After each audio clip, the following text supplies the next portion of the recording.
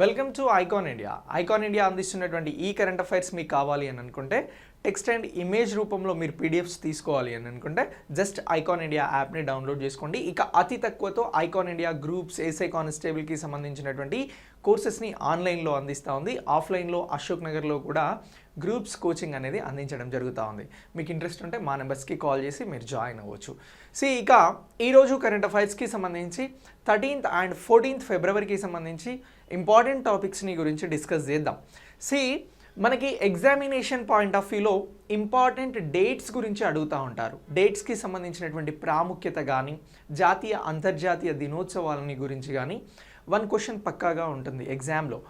ఆ point of వ్యూలో చూసినప్పుడు ఫిబ్రవరి 13th అనేది జాతీయ మహిళల దినోత్సవంగా నిర్వహించడం జరుగుతూ ఉంది. మరి జాతీయ మహిళల దినోత్సవంగా ఎందుకు నిర్వహిస్తూ ఉన్నాం, దీనికి ఉన్నటువంటి ప్రత్యేకత ఏంటి అనేది ఒకసారి ఇంపార్టెంట్ డేట్స్కి సంబంధించి మనం తెలుసుకుందాం. సరోజినీ నాయుడు గారు భారతదేశ స్వతంత్రంలో చాలా చురుగ్గా పాల్గొన్నటువంటి వారు. ఈమె జయంతి సందర్భంగా సరోజినీ నాయుడు జయంతి సందర్భంగా 143వ జయంతి, ఎన్నవ జయంతి అని అంటున్నాం, 143వ జయంతి సందర్భంగా ఇప్పుడు అంటే మనం కంటిన్యూస్గా నేషనల్ ఉమెన్స్ డేని జరుపుతూ వస్తూ ఉన్నాం. ఈ ఏడాది 2022లో జరుగుతున్నటువంటి ఈ జయంతి అనేది 143వ జయంతి. మరి ప్రతి సంవత్సరం కూడా ఫిబ్రవరి 13th జాతీయ మహిళల దినోత్సవాన్ని నిర్వహిస్తూ ఉన్నాము అని అంటున్నాం. ఇక్కడ 2 విధాలుగా అర్థం చేసుకోవాల్సి ఉంటుంది. ఇప్పుడు మనం నేషనల్ ఉమెన్స్ డే గురించి చెప్తా ఉన్నాం, ఇంటర్నేషనల్ ఉమెన్ డే అనేది కాదు. నేషనల్ ఉమెన్స్ డే అనేది భారతదేశానికి సంబంధించి సరోజినీ నాయుడికి సంబంధించి చెప్తున్నటువంటి అంశం. మనకి ఇంటర్నేషనల్ ఉమెన్స్ డే అనేది ఉంది, అది March 8th ఉంది. Next month March 8th international women day ఉంది. ఈ డేనా కూడా నెంబర్ ఆఫ్ ఉమెన్కి సంబంధించినటువంటి ప్రోగ్రామ్స్ని నిర్వహిస్తూ ఉంటారు. ఈ డేని ప్రత్యేకంగా ప్రపంచవ్యాప్తంగా సెలబ్రేట్ చేస్తూ ఉంటారు. ఇప్పుడు మనం March 8th సంబంధించినటువంటి డే గురించి కాకుండా భారతదేశంలో నిర్వహిస్తున్నటువంటి జాతీయ మహిళల దినోత్సవం సరోజినీ నాయుడు జయంతి సందర్భంగా నిర్వహిస్తున్నారు అని చెప్పేసి గుర్తుంచుకోవాల్సి ఉంటుంది. ఎప్పుడు భారతదేశంలో జాతీయ మహిళల దినోత్సవం అని అంటే ఫిబ్రవరి 13 అని చెప్పేసి మనం ఆన్సర్ చేయాల్సి ఉంటుంది. ఇలా ఈ సరోజినీ నాయుడు గారు 1925లో ఎప్పుడు అని అంటున్నాం, 1925లో జాతీయ కాంగ్రెస్కి సంబంధించి ప్రెసిడెంట్గా, అధ్యక్షురాలుగా నియమించబడడం జరిగింది. ఎప్పుడు అని అంటున్నాం, 1925లో. ఇది కూడా ఇంపార్టెంట్. ఇక భారతదేశానికి స్వతంత్రం వచ్చిన తర్వాత యునైటెడ్ ప్రావిన్సెస్కి సంబంధించి ఈవిడ గవర్నర్గా కూడా నియమించబడ్డారు. ఇలా సరోజినీ నాయుడు గారి గురించి మనం అప్డేట్ అవ్వాల్సి ఉంటుంది ప్రాథమిక అంశాలను. ఇక ఈమె ఎప్పుడు జన్మించింది అని అంటే 1879లో అంటున్నాం. ఈ ఏడాది జరుగుతున్నటువంటి జయంతి అనేది 143వ జయంతి. ప్రతి సంవత్సరం ఈమె జయంతి సందర్భంగా భారతదేశంలో జాతీయ మహిళల దినోత్సవం అనేది నిర్వహిస్తూ ఉన్నాం. ఇలా ఈమె సాహిత్యానికి సంబంధించి ప్రపంచానికి చేసినటువంటి కృషిని గుర్తిస్తూ కూడా ఈమెని మనం ఈ డేలో ప్రత్యేకంగా గుర్తుంచుకోవడం జరుగుతూ ఉంది. ఇక సరోజినీ నాయుడు గారు హైదరాబాద్కి సంబంధించిన ఆవిడ, క్రేమ్ బ్రిడ్జ్ దాకా వెళ్ళి చదువుకొని స్వతంత్ర ఉద్యమంలో చాలా చురుగ్గా పాల్గొన్నారు. ఈ బేసిక్ పాయింట్స్ అన్నింటినీ కూడా మీరు నేషనల్ ఉమెన్ డే సందర్భంగా గుర్తుంచుకోండి సరోజినీ నాయుడు గురించి. ఓకేనా? ఇలా ఈ టాపిక్ అనేది మనకు ఇంపార్టెంట్ డేట్స్కి సంబంధించినటువంటి అంశంలో భాగంగా వెరీ వెరీ ఇంపార్టెంట్. ఇక నెక్స్ట్ మిలాన్ 2022. ఇది నేషనల్ ఇంటర్నేషనల్ పాయింట్ ఆఫ్ వ్యూలో ఇంపార్టెంట్ టాపిక్. ఎస్పెషల్లీ డిఫెన్స్కి సంబంధించి, రక్షణ వ్యవహారాలకి సంబంధించి ఇంకా ఎక్కువ ఇంపార్టెంట్ టాపిక్. అసలు మిలాన్ 2022 ఏంటి అని అంటే, ఇది పలు దేశాలకి సంబంధించి భారతదేశం నిర్వహిస్తున్నటువంటి యుద్ధ నౌకలకి సంబంధించినటువంటి ఎక్సర్సైజ్, యుద్ధ విన్యాసాలకి సంబంధించి నాలెడ్జ్ షేరింగ్ని షేర్ చేసుకునేందుకు నిర్వహిస్తున్నటువంటి ఇదే ఈ మిలాన్ 2022. దీన్ని ఎప్పటి నుంచి ఎప్పటి వరకు నిర్వహిస్తూ ఉన్నారు అని అంటే, ఇది యాక్చువల్గా ప్రారంభమైంది, ఇది అతిపెద్ద బహుపాక్షిక వ్యాయామం అని చెప్పేసి అంటా ఉన్నాం. అంటే చాలా దేశాలు కలిసి ఆ నావికా దళాలకి సంబంధించినటువంటి వారందరూ కలిసి నిర్వహిస్తున్నటువంటి దే మిలాన్ 2022. సో మరి ఈ మిలాన్ 2022 అనేది ఈ బహుపాక్షిక వ్యాయామం అని అంటున్నాం. చాలా దేశాలకి సంబంధించినటువంటి యుద్ధ నౌకలు ఇందులో పాల్గొంటున్నాయి అని అంటున్నాం. మరి ఇది ఇప్పుడు ప్రారంభమైంది అని అంటున్నాం. ఎక్కడ నిర్వహిస్తున్నారు ఈసారి అని అంటే విశాఖపట్నంలో నిర్వహిస్తూ ఉన్నారు. సార్ మరి దీన్ని ప్రతి సంవత్సరం వైజాగ్లో నిర్వహించరా సార్ అని అంటే నిర్వహించరండి. ఇంతకుముందు దీన్ని ఎక్కడ నిర్వహించేవారు అని అంటే ఇంతకు ముందు అండమాన్ నికోబార్ దీవులలో నిర్వహించేవారు. ఎక్కడ? అండమాన్ నికోబార్ దీవులలో నిర్వహించేవారు. కానీ ఈసారి విశాఖపట్నంలో నిర్వహిస్తూ ఉన్నారు. సార్ మిలాన్ 2022 అనేది ఎప్పటి నుంచి నిర్వహిస్తున్నారు అని ఎగ్జామ్లో ఏమన్నా అడిగితే మనం చెప్పాల్సినటువంటి ఆన్సర్ వచ్చి 1995 నుంచి నిర్వహించడం జరుగుతూ ఉంది.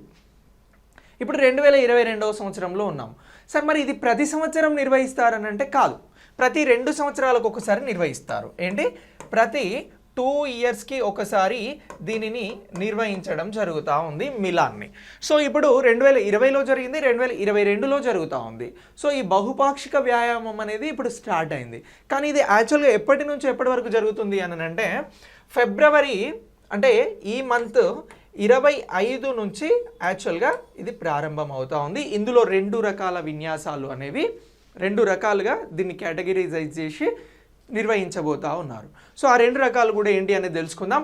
ఇక విశాఖపట్నంలో నిర్వహిస్తున్నారని అన్నాం కదా, 12వ ప్రెసిడెంట్స్ ఫ్లీట్ రివ్యూని కూడా నిర్వహిస్తున్నారు అని చెప్పేసి అంటా ఉన్నాం. సార్ ఇక్కడ ప్రెసిడెంట్స్ ఫ్లీట్ రివ్యూ అనేది మనకు క్లియర్గా అర్థం కావాలి. సో ఇటీవల జరిగినటువంటి మిలాన్ 2022 అనేది వైజాగ్లో జరిగింది. ఇందులో 12th ప్రెసిడెంట్స్ ఫ్లీట్ రివ్యూ అనేది నిర్వహించబడింది. ఇదేంటి అని అడిగితే మనకు అవగాహన ఉండాలి.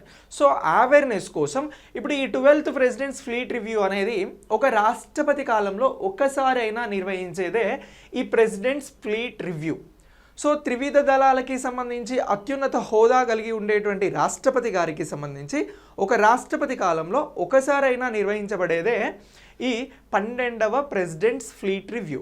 ఇప్పుడు రాష్ట్రపతిగా ఎవరున్నారు? రామ్నాథ్ కోవింద్ గారు ఉన్నారు.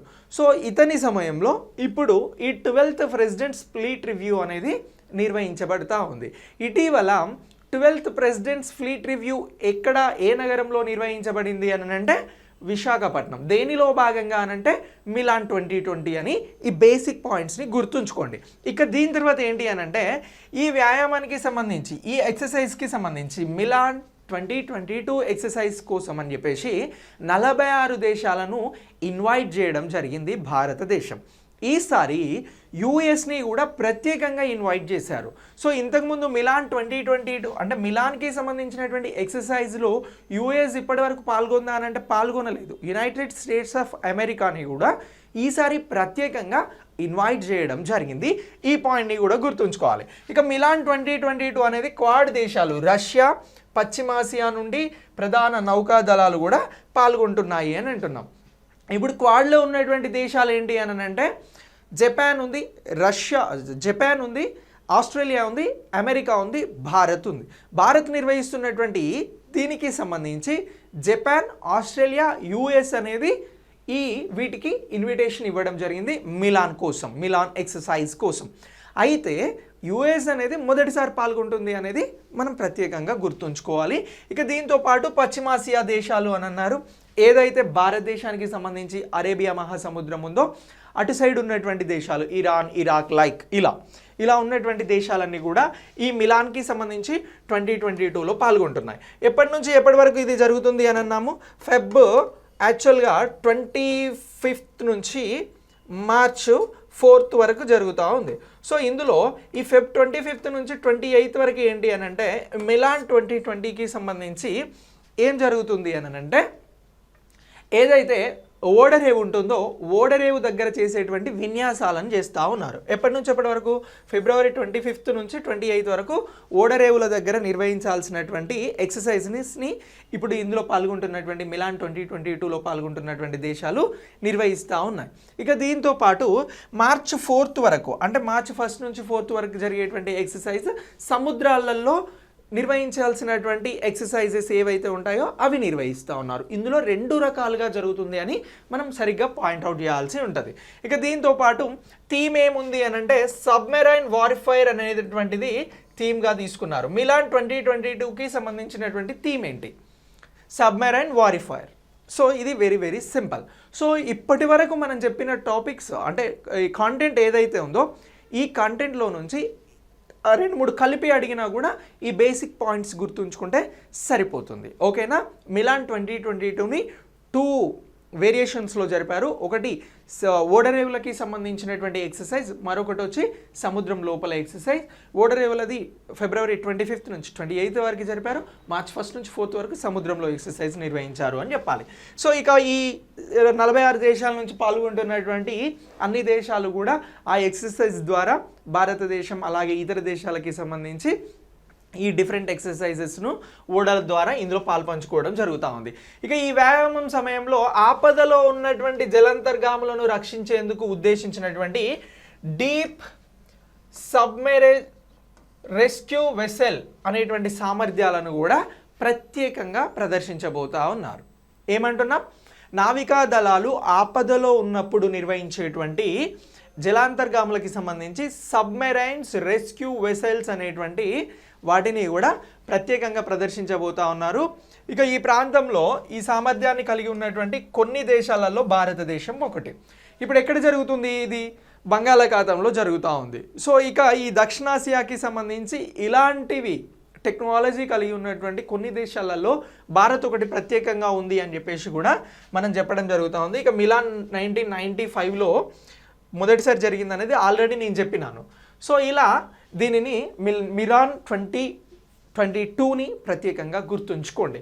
ఇక నెక్స్ట్ 4వ క్వాడ్ మంత్రివర్గ సమావేశం అనేది జరిగింది. క్వాడ్కి సంబంధించినటువంటి క్లాస్ని మనం ప్రీవియస్లో కూడా డిస్కస్ చేయడం జరిగింది ప్రీవియస్ క్లాస్లో. సో దీనికి అప్డేటింగ్ క్లాసే ఇది. సో మనం ఏం చెప్పినాము? క్వాడ్కి సంబంధించి త్వరలో మంత్రివర్గ సమావేశం జరగబోతుంది అని చెప్పేసి చెప్పినాం. సో ఇది ఏ మంత్రివర్గానికి సంబంధించిన సమావేశము అని అంటే విదేశాంగ మంత్రులకి సంబంధించినటువంటి సమావేశం. సో ఈ సమావేశంలో భారత్, ఆస్ట్రేలియా, అమెరికా, జపాన్కి సంబంధించినటువంటి ఎవరు ఫారెన్ అఫైర్స్ మినిస్టర్స్ అనేవారు పాల్గొనడం జరిగింది. సో ఈ సమావేశం ఎక్కడ జరిగింది ఇటీవల అని మిమ్మల్ని ఎగ్జామ్లో అడిగితే ఆస్ట్రేలియా మెల్బోర్న్లో క్వాడ్కి సంబంధించినటువంటి విదేశాంగ మంత్రుల సమావేశం జరిగింది అని మనం పక్కాగా గుర్తుంచుకోవాల్సి ఉంటుంది. చాలా చాలా ఇంపార్టెంట్ కూటమి ఇది. ఎందుకోసం ఈ క్వాడ్ అనేది ఏర్పడింది ప్రత్యేకంగా అని అంటే ఇది చైనాను నిలువరించేందుకు, ఆర్థిక దోపిడీ నుంచి చైనా నుంచి ఇతర దేశాలను కాపాడేందుకోసం అని చెప్పేసి క్వాడ్ వర్క్ చేస్తూ ఉంది అని చెప్పేసి క్వాడ్ కూటమి చెప్తా ఉంది. సో ఇలా దీనిని గుర్తుంచుకోవాల్సి ఉంటుంది. ఇక ఇండో పసిఫిక్ ప్రాంతంలో బెదిరింపులు, నిఘా సమాచారాన్ని పంచుకోవడానికి కూడా క్వాడ్ ఇప్పటికే సహకరిస్తోంది అని చెప్పేసి ఇప్పుడు ఆస్ట్రేలియా, ఇండియా, జపాన్ మరియు యుఎస్ విదేశాంగ మంత్రులు చెప్పడం జరిగింది. సో ప్రపంచంలో ఉన్నటువంటి ఎగుమతులు దిగుమతులు అనేవి 95% ఎబో ఎలా జరుగుతున్నాయి అని అంటే నౌకాయానం ద్వారా జరుగుతూ ఉన్నాయి. అంటే ఎగుమతులు దిగుమతులకి సంబంధించి నౌకాయానం అనేది చాలా చాలా ఇంపార్టెంట్. సో ఇలా ఇప్పుడు పసిఫిక్ ఇండో అండ్ పసిఫిక్ మహాసముద్రానికి సంబంధించి నిఘాకి సంబంధించినటువంటి బెదిరింపులని ఈ 4 దేశాలు కూడా సమాచారం మార్పిడి చేసుకుంటాయి అని చెప్పేసి ఈ మంత్రులు అంగీకరించారు అని చెప్పేసి చెప్పడం జరుగుతూ ఉంది. ఇక దీంతో పాటు సముద్ర భద్రతను నిర్ధారించేటువంటి ప్రయత్నాలను ఇంకా మెరుగుపరుస్తారు అని చెప్పేసి కూడా చెప్తా ఉన్నారు ఈ సమావేశంలో ప్రత్యేకంగా. సముద్ర భద్రతను మెరుగుపరచడం అంటే ఇప్పటికే టెక్నాలజీని, శాటిలైట్స్ని వీటినన్నింటినీ ఉపయోగించుకొని అద్భుతంగా టెక్నాలజీని వాడుతూ ఉన్నారు. ఇంకా ఇది మెరుగుపరుచుకోవడానికి కూడా ప్రయత్నం చేస్తాము అని చెప్పేసి చెప్తా ఉన్నారు. ఇక ఈ క్వాడ్ సమావేశంలో ఈసారి జరిగినటువంటి సమావేశంలో ప్రత్యేకమైనటువంటి అంశాలు భారత్కి సంబంధించి ఏవేవి డిస్కస్ చేశారు అనేది కూడా మనకు చాలా ఇంపార్టెంట్. ఒకటి ఏంటి అని అంటే ముంబైలో జరిగినటువంటి 26/11 ఉగ్రవాద దాడులు, అలాగే పఠాన్కోట ఎయిర్ బేస్పై జరిగినటువంటి దాడులు, దీంతో పాటు న్యాయం చెయ్యాలి అని చెప్పేసి బృందం ఏర్పడిన తర్వాత మొదటిసారి కోరారు. ఎవరు కోరారు వీటిని అని అంటే జైశంకర్ గారు కోరారు. ఈయనే ఆ జైశంకర్. సో ఇతను ఎవరు అని అంటే భారతదేశానికి సంబంధించినటువంటి విదేశాంగ వ్యవహారాల మంత్రి. ఓకేనా? ఇతను ఏం కోరారు అని అంటే భారత్ పైన జరిగినటువంటి దాడులు ఏవైతే ఉన్నాయో 26/11 దాడులు కానీ, పఠాన్కోట్లో జరిగినటువంటి దాడులు కానీ, వాటికి సంబంధించి న్యాయం చేయాల్సినటువంటి బాధ్యత ఉంది అని చెప్పేసి కూడా ఈ క్వాడ్ సమావేశంలో ప్రత్యేకంగా డిస్కస్ చేయడం జరిగింది. ఇక దీంతో పాటు భారత్ తయారు చేస్తున్నటువంటి వ్యాక్సిన్స్ ఏవైతే ఉన్నాయో వీటికి సంబంధించి ఈ వ్యాక్సిన్ డెలివరీని ఇంకా వేగవంతం చేయాలి, ఒక బిలియన్ వ్యాక్సిన్స్ని దీనికి సంబంధించినటువంటి డెలివరీని వేగవంతం చేయాలని కూడా ఈ క్వాడ్ సమావేశంలో ప్రత్యేకంగా కోరడం జరిగింది. ఎందుకంటే ఈ క్వాడ్లో ఐక్యరాజ్య సమితిలో అత్యంత కీలకంగా ఉండేటువంటి యుఎస్ ఉంది, అలాగే ఆర్థికంగా అత్యంత ఎక్కువ బలాన్ని కలిగినటువంటి జపాన్ కానీ అలాగే ఆస్ట్రేలియా కూడా ఉంది. కాబట్టి ఇక్కడ చర్చించడం వల్ల ఫర్దర్గా వీటికి సంబంధించిన డెవలప్మెంట్స్ ఉంటాయి అనేది దీనికి సంబంధించి ఉద్దేశం. ఓకే, ఇక ఈ క్వాడ్ అనేది చతుర్భుజ భద్రతకి సంబంధించినటువంటి సంభాషణ అని అంటున్నాం. దీనిలో ఉన్నటువంటి దేశాలన్నీ కూడా మీకు తెలుసు. ఇక నియమాల ఆధారిత ఆర్డర్ నిర్వహణ కోసం ప్రాంతీయ భద్రతా నిర్మాణాన్ని ప్రారంభించడం కూడా ప్రధాన లక్ష్యంగా కలిగి ఉన్నటువంటిదే క్వాడ్. ఏం చెప్తున్నాము అనంటే ఇక్కడ చాలా క్లియర్గా ప్రాంతీయంగా ఉన్నటువంటి భద్రతను పెంపొందించాలి అని కూడా చెప్తా ఉంది. ఇక మీకు చెప్పినట్లు పెరుగుతున్నటువంటి చైనా ప్రాబల్యాన్ని దీన్ని తట్టుకునేందుకు దీన్ని తీసుకురావడం జరుగుతూ ఉంది. అదే క్వాడ్ అని అంటున్నాం. సో క్వాడ్ గురించి మీరు ఇలా అప్డేట్ చేసుకోండి. ఇందులో 4 దేశాలు ఉన్నాయి, US, Japan, Australia, Bharat. So దీనికి సంబంధించిన విదేశాంగ మంత్రుల సమావేశం ఇటీవల మెల్బోర్న్, ఆస్ట్రేలియాలో జరిగింది అని మనం గుర్తుంచుకోవాలి. సో ఇందులో భారత్ విదేశాంగ వ్యవహారాల మంత్రి జైశంకర్ గారు భారత్పై గతంలో పాకిస్తాన్ నుంచి జరిగినటువంటి దాడులను ప్రత్యేకంగా ప్రస్తావించడం జరిగింది. దీనిలో న్యాయం చేయాలని కోరిరు. ఇక చైనా ఆర్థిక దోపిడీని నిలువరించేందుకు ఇండో పసిఫిక్లో భద్రతను మరింత పెంపొందించుకుందుకోసం ఈ క్వాడ్ సమావేశం జరిగింది అని మనం గుర్తుంచుకోవాలి. ఇక స్మైల్ పథకం ప్రారంభించబడింది అని అంటున్నాం. అసలు స్మైల్ పథకం ఏంటి అని అంటే దీనికి సంబంధించి చెప్పుకునే ముందు మనం ఇటీవల బడ్జెట్ని ప్రవేశపెట్టడం జరిగింది. ఈ బడ్జెట్లో 2021, 22 అలాగే 2025, 26 ఆర్థిక సంవత్సరాలకి సంబంధించి 365 కోట్లను కేటాయించడం జరిగింది. ఎంత? 365 క్రోర్స్ని కేటాయించారు. ఇటీవల బడ్జెట్లో స్మైల్ పథకానికి ఎన్ని కోట్ల రూపాయలని కేటాయించడం జరిగింది, ఎన్ని సంవత్సరాల కాల పరిమితికి అని అంటారు. అప్పుడు మనం 2021, 22 నుంచి 2025, 26 వరకు 365 క్రోర్స్ కేటాయించారు అని చెప్పేసి మనం గుర్తుంచుకోవాలి. సరే, ఇక్కడ మనకు జనరల్గా ఒక డౌట్ వస్తుంది. దీనికి సంబంధించిన పథకం ప్రారంభమైందని అన్నాం. ఈ పథకాన్ని ఎవరు ప్రారంభించారు అని అంటే డాక్టర్ వీరేంద్ర కుమార్ గారు ఈ సామాజిక న్యాయం సాధికారిత విభాగానికి సంబంధించినటువంటి మంత్రి.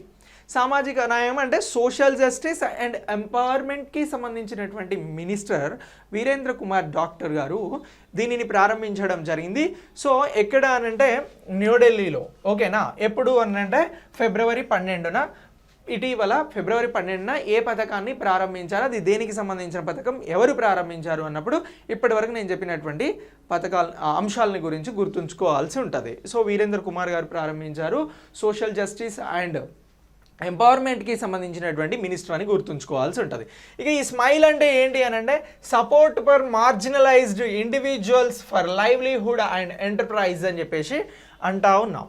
స్మైల్ అంటే ఏంటి అని అంటే support for marginalised individuals for livelihood and enterprises అని చెప్పేసి అంటా ఉన్నాం. సో దీనిని ఫిబ్రవరి 12న ప్రారంభించారు. ఎవరు ప్రారంభించారు అని అంటే సోషల్ జస్టిస్ అండ్ ఎంపవర్మెంట్కి సంబంధించినటువంటి మినిస్టర్ డాక్టర్ వీరేంద్ర కుమార్ అని అంటున్నాం.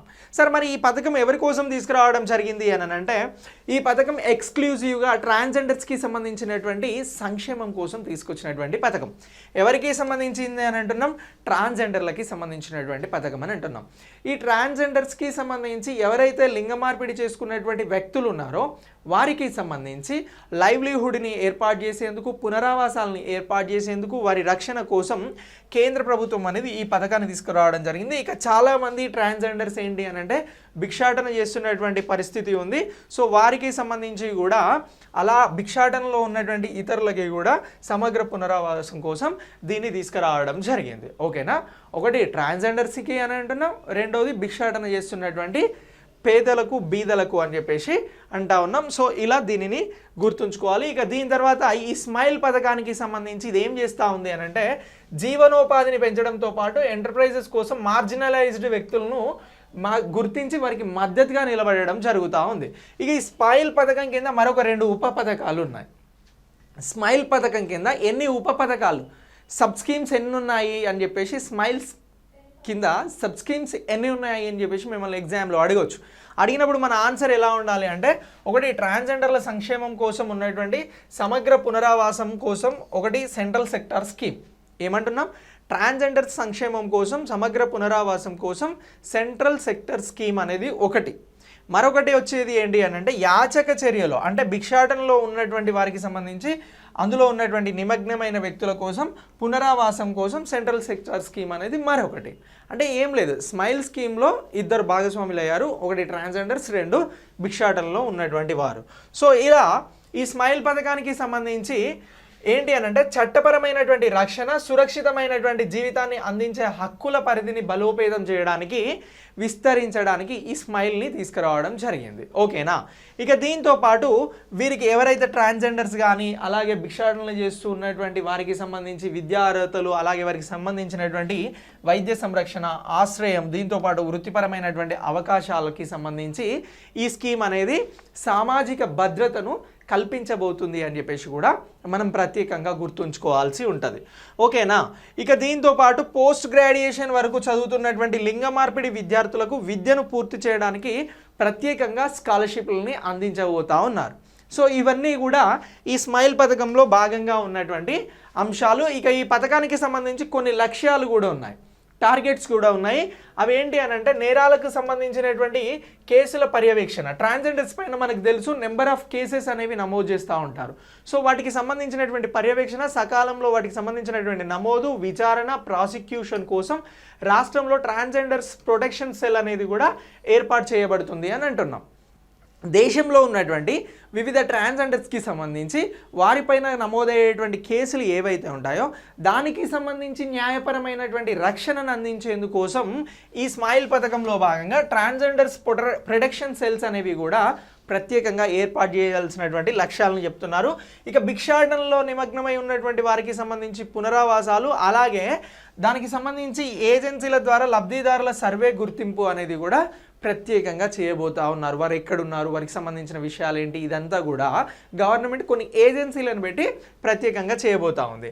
ఇక దీంతో పాటు భిక్షాటనలో ఉన్నటువంటి వారికి షెల్టర్ హోమ్స్ అందుబాటులో ఉన్న సేవలను పొందేందుకు కూడా చైతన్యవంతం చేసేందుకు అవుట్ రీచ్ వర్క్ అనేది చేయబడుతుంది ప్రత్యేకంగా.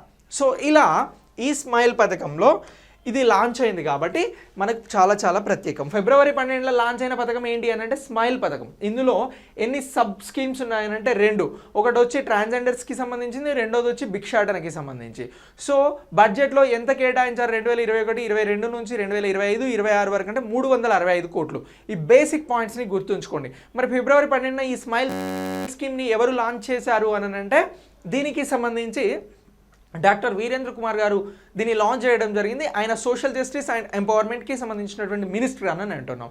అసలు ఈ స్మైల్ స్కీమ్ అనేది ఎప్పుడు ఇంట్రడ్యూస్ చేయడం జరిగింది మొదటిసారి అని అంటే 2019, 18, 19లో దీన్ని ఇంట్రడ్యూస్ చేయడం జరిగింది. ఎవరి సిఫారసుల మేరకు అని అంటే నేషనల్ ఎగ్జిక్యూటివ్కి సంబంధించినటువంటి సిఫారసుల మేరకి దీన్ని ఇంట్రడ్యూస్ చేయడం జరిగింది. ఇవన్నీ స్మైల్కి సంబంధించినటువంటి బేసిక్ పాయింట్స్. సో మనం ఇంతకుముందు క్వాడ్ మీటింగ్ గురించి చెప్పినాం. సో అది ఇంటర్నేషనల్ పాయింట్ ఆఫ్ వ్యూలో చాలా ఇంపార్టెంట్. ఇప్పుడు national and international point of వ్యూలో భారత్ ఆస్ట్రేలియాకి మధ్యన ఒప్పందం జరిగింది. సో అది ఎర్లీ హార్వెస్టింగ్కి సంబంధించినటువంటి ఒప్పందం. సో దీనికి సంబంధించి ఇప్పుడు తెలుసుకుందాం. సో ఈ సమావేశం ఎవరెవరికి జరిగింది అని అంటే ఆస్ట్రేలియాకి, భారత్కి అని అంటున్నాం.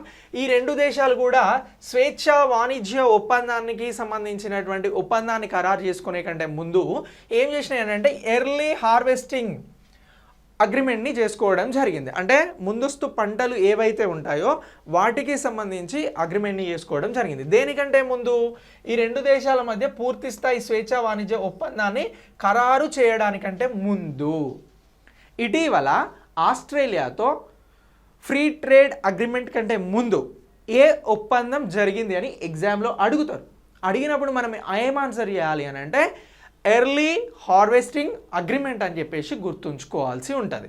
సో ఇలా 30 రోజుల కాలక్రమాన్ని దీనికి సంబంధించి ఏర్పాటు చేయడం జరిగింది. ఎందుకు అనంటే ఏదైతే ఫ్రీ ట్రేడ్ అగ్రిమెంట్ ఉందో దానికి సంబంధించి ఎలాంటి సమస్యలు ఉండకుండా ఒక అవగాహనకి వచ్చి ఇరు దేశాల మధ్య ఒక అవేర్నెస్ కలగడం కోసమే ముందస్తుగా ఈ ఎర్లీ హార్వెస్టింగ్ అగ్రిమెంట్ అనేది చేసుకోవడం జరిగింది.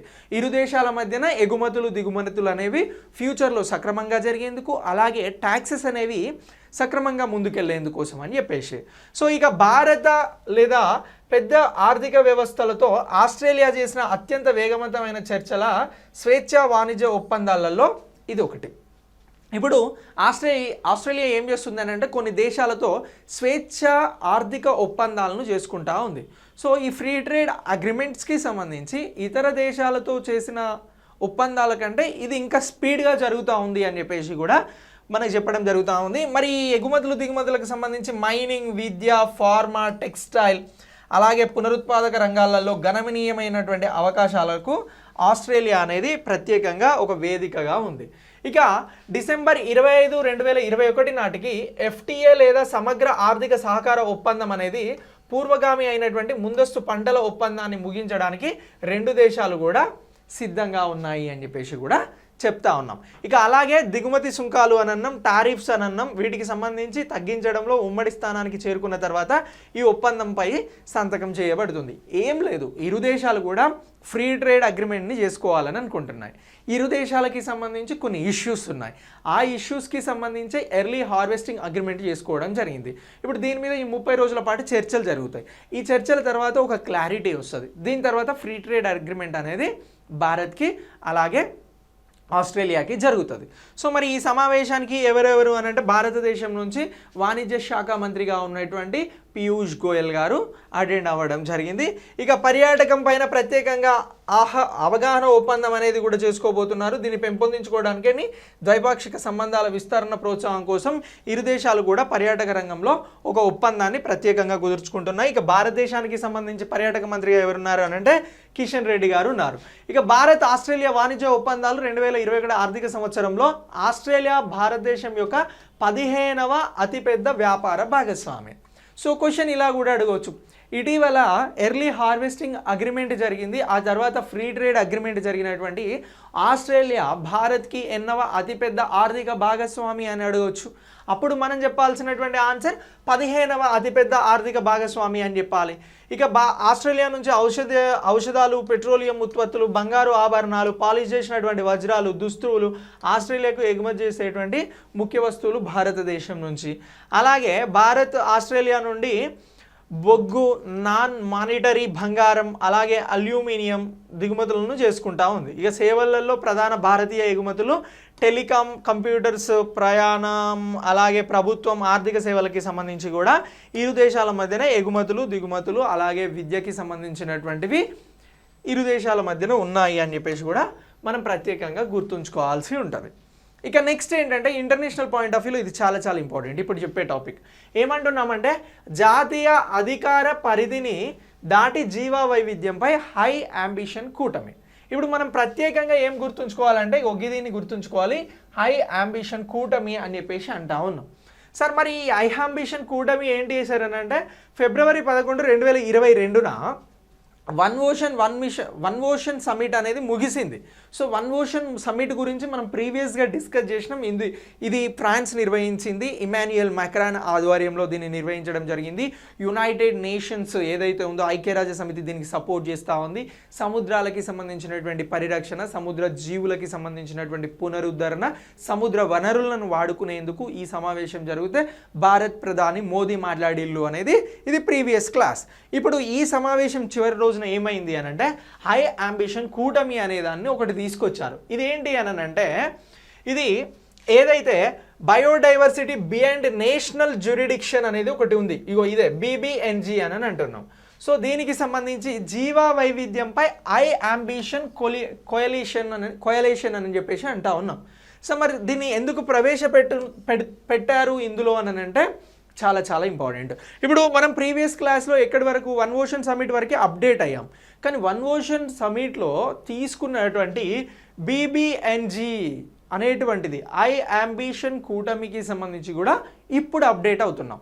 సో దానికి మించి అడిగినా కూడా మనం ఇది చెప్పాల్సి ఉంటుంది. వాతావరణ మార్పులకి సంబంధించినటువంటి అంశం ఇది, ఎస్పెషల్లీ సముద్రాల పరిరక్షణకి సంబంధించినటువంటిది, దీంతో పాటు యునైటెడ్ నేషన్ మద్దతు ఇస్తున్నటువంటిది. కాబట్టి ఎన్విరాన్మెంటల్ ఇష్యూస్లో కానీ, అంతర్జాతీయ సంస్థలకి కానీ, అంతర్జాతీయంగా జరుగుతున్నటువంటి మీటింగ్లకి కానీ ఇది అత్యంత ప్రత్యేకమైనటువంటి బిట్ మనకి ఇష్యూ. సో ఇక ఈ సమావేశం అనేది జరిగింది, ఇక్కడి వరకు మనం అప్డేట్ అయినాం. ఇక ఐక్యరాజ్య సమితి ఇప్పుడు ఏం చేసింది అని అంటే దీనికి సంబంధించి సముద్ర జీవ వైవిధ్యాన్ని పరిరక్షించడం మరియు సుస్థిరంగా ఉపయోగించడం కోసం కొత్త అంతర్జాతీయ చట్టబద్ధంగా కట్టుబడి ఉండేటువంటి ఒప్పందం 4వ ఇంటర్ గవర్నమెంటల్ కాన్ఫరెన్స్ కోసం సమావేశమవుతారు అని చెప్పారు. ఇక దీనిలో భాగంగా ఇప్పుడు ఏంటి అని అంటే మనం ప్రత్యేకంగా ఈ బయోడైవర్సిటీకి సంబంధించినటువంటి బియాండ్ ఏదైతే ఉందో దీనికి సంబంధించి ప్రత్యేకంగా తెలుసుకోవాలి. ఇక అధిక సముద్రాల ఒప్పందం అని చెప్పేసి కూడా అంటా ఉన్నాం. అంటే సముద్రాలకి సంబంధించి ప్రతి దేశ సముద్రం పరిధిలో ఉన్నటువంటి సముద్రం పైన పూర్తి అధికారాలు ఆ దేశానికి సంబంధించినటువంటి వారికి ఉంటాయి. దానిని మించి తీసుకొస్తున్నదే ఈ హై అంబిషన్ కూటమి. అంటే జాతీయ అధికారం కాకుండా అంతకు మించిన అధికారం ఉంటే దానికి యునైటెడ్ నేషన్స్ ఏం చేస్తూ ఉంది అని అంటే ప్రత్యేకంగా ఒక కూటమిని ఏర్పాటు చేస్తూ ఉంది. సో ఇది జాతీయ అధికార పరిధిని మించినటువంటి ప్రాంతాల సముద్ర జీవ వైవిధ్యానికి సంబంధించి, అలాగే పరిరక్షణకి సంబంధించి స్థిరమైన ఉపయోగం పైన అంతర్జాతీయ ఒప్పందం అనేది నిర్వహిస్తూ ఉంది అనేది దీనికి సంబంధించిందిగా చెప్తా ఉన్నాం. ఏమంటున్నాం? జాతీయ అధికార పరిధిని మించినటువంటి ప్రాంతాల సముద్ర జీవ వైవిధ్యానికి సంబంధించి ఇది అంతర్జాతీయ కూటమిగా ఏర్పాటు చేయడం జరుగుతూ ఉంది అని అంటున్నాం. ఇంకో ఇటీవల జరిగినటువంటి ఇది వన్ ఓషన్స్కి సంబంధించినటువంటి సమావేశం. ఇక ప్రస్తుతం ఐక్యరాజ్య సమితి చర్చల దశలో ఉంది దీనికి సంబంధించి. ఇక మానవ కార్యకలాపాలను నియంత్రించేటువంటి ముఖ్యమైన అంతర్జాతీయ ఒప్పందమైనటువంటి united conventions of the laws of the sea అనేటువంటి ఫ్రేమ్వర్క్లో ఈ కొత్త ఒప్పందం అనేది అభివృద్ధి చేయబడుతూ ఉంది. ఇక్కడ ఏమడుగుతారంటే క్వశ్చన్, హై అంబిషన్ కూటమికి సంబంధించి ఫ్రేమ్వర్క్ని దేనిలో భాగంగా చేస్తున్నారు అన్నప్పుడు మనం united convention of the laws of the sea అనేటువంటి దాన్ని గుర్తుంచుకోవాలి. ఇదే UNCLOS అని చెప్పేసి గుర్తుంచుకోవాలి. దీని ఫ్రేమ్వర్క్లో భాగంగా డిజైన్ చేయడం జరుగుతూ ఉంది అనేది వెరీ వెరీ ఇంపార్టెంట్ వాజ్. ఇక నెక్స్ట్ ఐక్యరాజ్య సమితి కింద ఏదైతే అధిక సముద్రాల ఒప్పందంపై కొనసాగుతున్నటువంటి చర్చల యొక్క ప్రతిష్టాత్మక ఫలితాన్ని కూడా సాధించడానికి కట్టుబడి ఉండాల్సినటువంటి దానిని గురించి ప్రత్యేకంగా చెప్తా ఉన్నారు. ఇక దీంతో పాటు ఇది ఎత్తైన సముద్రాలలో ఉన్నటువంటి కాలుష్యాన్ని, సరిహద్దు కాలుష్యాన్ని పరిష్కరించడానికి కూడా, నిర్వహించడానికి కూడా ఇది ప్రత్యేకంగా పనిచేయబోతోంది. ఇక హై అంబిషన్ కోయలేషన్ అనేది ఎటువంటి ప్రకటన సముద్రాలపై పెరుగుతున్నటువంటి ఒత్తిడిని, అలాగే సముద్రాలలో ఉన్నటువంటి జీవ వైవిధ్యాన్ని రక్షించడానికి స్వాగతించినటువంటి చర్య. ఇలా కూడా అడగవచ్చు. ఇటీవల సముద్రాలపై పెరుగుతున్నటువంటి ఒత్తిడిని, అలాగే జీవ వైవిధ్యాన్ని రక్షించడానికి సముద్రాలలో దేనిని ఏర్పాటు చేయడం జరిగింది అని అంటే హై అంబిషన్ కూటమి సమిట్ అని చెప్పేసి గుర్తుంచుకోవాల్సి ఉంటుంది. ఓకేనా? సో ఇలా దీనిని మనం గుర్తుంచుకోవాలి. ఇక ఫిబ్రవరి 11 నాటి వరకు ఈ హై అంబిషన్ కూటమిలో ఎంతమంది జాయిన్ అయ్యారు అంటే 27 దేశాలు సభ్య దేశాలుగా చేరాయి. ఇందులో ఇండియా కూడా చేరిందా లేదా అని అంటే చేరింది అని చెప్పేసి గుర్తుంచుకోవాల్సి ఉంటుంది. హై అంబిషన్ కూటమిలో ఇండియా సభ్యదేశమా కాదా అంటే ఎస్, సభ్యదేశం. ఎప్పుడు చేరింది అని అంటే ఫిబ్రవరి 11 నాటికి 2022లో చేరింది. ఇది ఇప్పుడు తీసుకొస్తున్నటువంటి కూటమి కాబట్టి very very important. One ocean సమిట్కి మించి ఇది అడ్వాన్స్ కంటెంట్.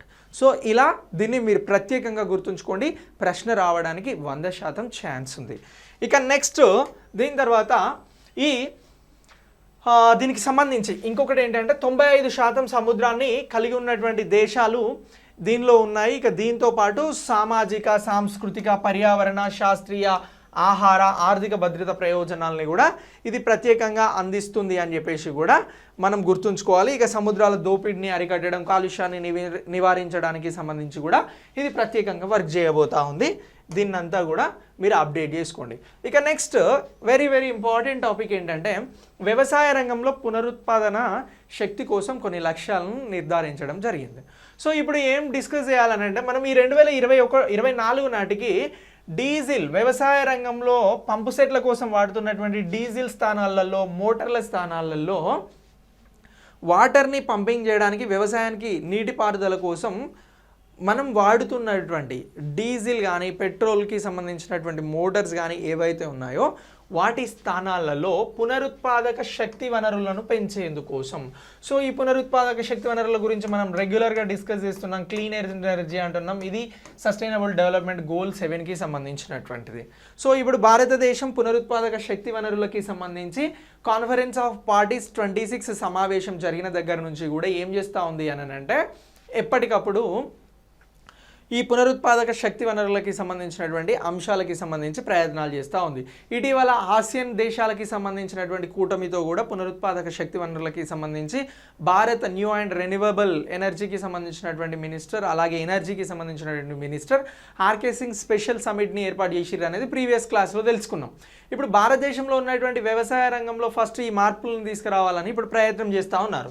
సో ఇందులో భాగంగా ఇప్పుడు ఏం చేస్తూ ఉన్నారు అనంటే ఈ రెన్యూవబుల్ ఎనర్జీ కోసం 2030 నాటికి శిలాజయేతర ఇంధనాల వాటాను పెంచడం కోసం 2070 నాటికి నికర సున్నా ఉద్గారంగా మారాలని ప్రభుత్వం డిసైడ్ చేసుకుని వచ్చింది. గ్లాస్గోలో జరిగినటువంటి కాన్ఫరెన్స్ ఆఫ్ పార్టీలో 2070 వరకు భారత్ని జీరో కార్బన్ చేస్తామని ప్రైమ్ మినిస్టర్ గారు చెప్పడం జరిగింది. ఈ లక్ష్యాన్ని ఛేదించేందుకు 2030 నాటికి శిలాజయేతర ఇంధనాల వాటాను పెంచేందుకోసం అని చెప్పేసి ఇప్పుడు ఈ వ్యవసాయ రంగంలో పునరుత్పాదక శక్తి వనరులను పెంచుతూ ఉన్నారు. లైక్ ఇలా సోలార్ కానీ వాటర్ ద్వారా కానీ ఇతర శిలాజ ఇంధనాల వల్ల కానీ ఏదైతే ఉందో వాటి ద్వారా పెంచుతున్నారు. ఇక ఇక్కడ స్కీమ్ కుసుమ్ గురించి చెప్పాల్సి ఉంటుంది. సో సౌరశక్తిని పెంచడానికి వ్యవసాయంలో అమలు చేస్తున్నటువంటి పథకం. ఇక సోలార్ రస్ నీటిపారుదల వ్యవస్థలను వ్యవస్థాపించడంలో ఈ స్కీమ్ అనేది పనిచేస్తూ ఉంది.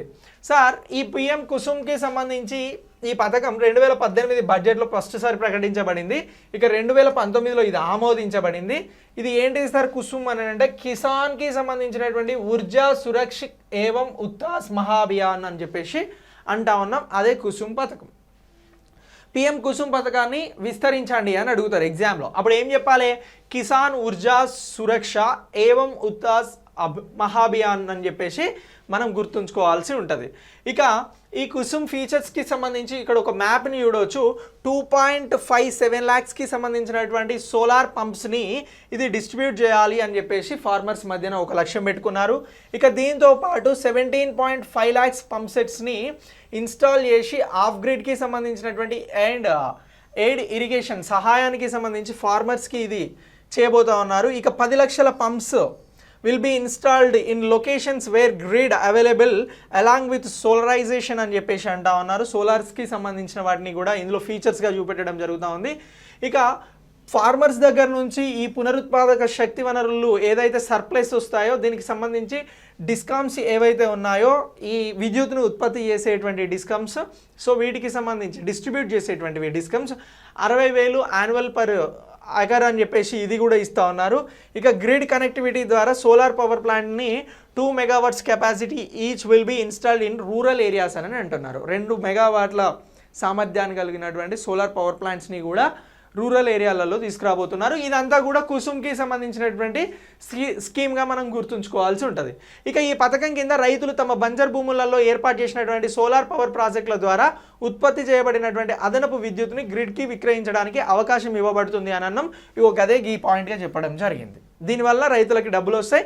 ఇక ఈ పథకం అనేది 2022 నాటికి 30.8 గిగావాట్స్ సౌర సామర్థ్యాన్ని జోడించాలి అని చెప్పేసి కూడా కోరుతా ఉంది. ఫర్ ఎగ్జాంపుల్ ఒక రైతు ఉంటే ఆ రైతుకి సంబంధించి కొంత మెట్ట ప్రాంతాలు కానీ కొండ ప్రాంతాలు కానీ ఉన్నప్పుడు సోలార్ పవర్ ప్లాంట్స్ని ఏర్పాటు చేసుకోవడానికి అవకాశం ఉంది ఆ రైతు భూములలో.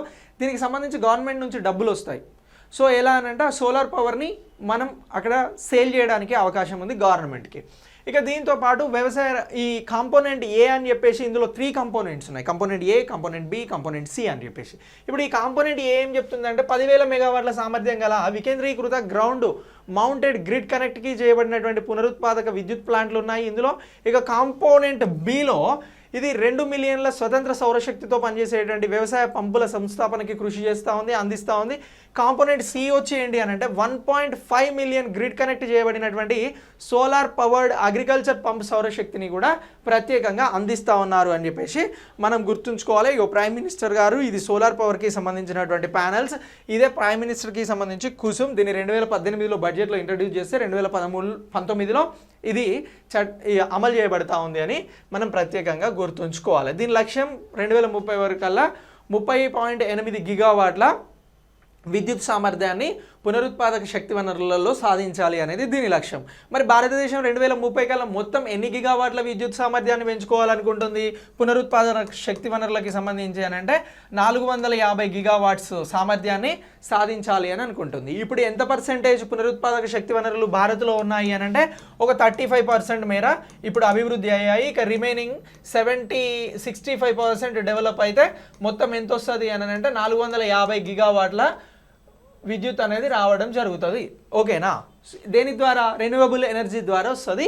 ఈ పాయింట్స్ అన్ని గుర్తుంచుకోవాలి. ఇక వ్యవసాయ రంగానికి సంబంధించి సబ్సిడీ భారాన్ని తగ్గించడం కూడా డిస్కామ్లకి సంబంధించి ఆర్థిక ఆరోగ్యాన్ని ఈ పథకం అనేది మద్దతు ఇస్తూ ఉంది. ఇక డిస్కామ్లకి అప్పుడప్పుడు కరెంట్ సరిపోవడం లేదు, దీనివల్ల సరిగా సప్లై చేయలేకపోతూ ఉన్నారు. దీనికి సంబంధించి నాణ్యమైన విద్యుత్ అనేది రావట్లేదు. సో అందుకే క్లీన్ ఎనర్జీకి సంబంధించి అందించాలని ఐక్యరాజ్య సమితి ప్రపంచ దేశాలకు సూచించింది.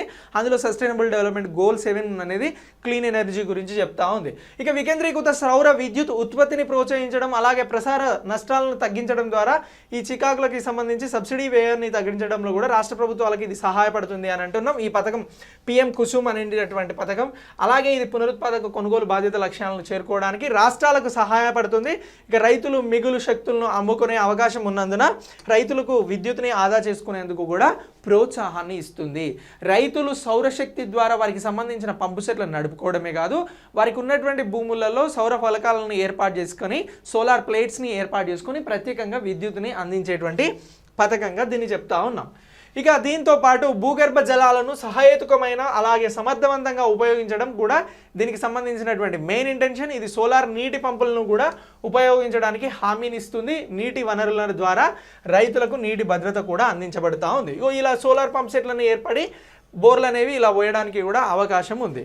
ఓకేనా? సో ఇలా ఈ పథకం చిన్న మరియు సన్నకారు రైతులను ఇది బాగా ఉపయోగపడుతుంది. ఇక 3 HP మోటార్స్ ఏవైతే ఉంటాయో దానికి సంబంధించినటువంటి పంపులపైన ఇది ప్రత్యేకంగా దృష్టి సారిస్తుంది అని అంటున్నాం. కొన్ని 3 HP ఉంటాయి, 2 HP, 5 HP, 7 HP ఇలా మోటార్స్ ఉంటాయి కదా, హార్స్ పవర్ అని అంటాం. ఇలా 3 HPకి సంబంధించినటువంటి మోటార్స్కి ఈ పథకం అనేది కరెక్ట్ యాప్ట్ అవుతుంది అని చెప్పేసి కూడా చెప్తా ఉన్నారు.